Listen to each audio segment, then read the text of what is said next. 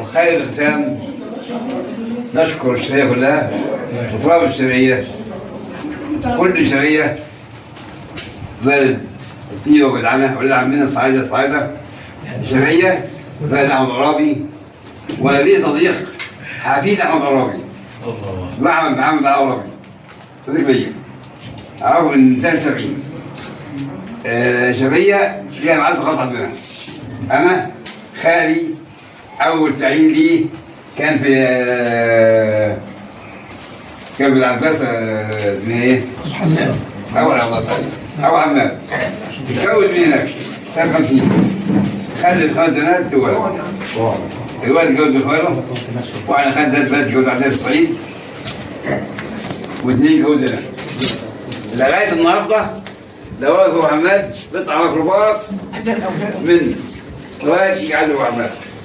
واقف الصعيد سوهاج يطلع ميكروباص أبو حماد يعزي سوهاج لغاية النهارده. ده شراوة بالنسبة لنا احنا حاجة خالص. والشرعية بل كرم فعلا. الشرعية هي مودة ورحمة. كل هدفنا عمل خاصة تعلمناه ان الرئيس عبد العزيز هو العمل وقل اعملوا صلى الله عملكم ورسول المؤمنين. واشكركم على هذه العفاوة وان شاء الله ربنا يقدرنا ونعمل حاجة كويسة شرعية.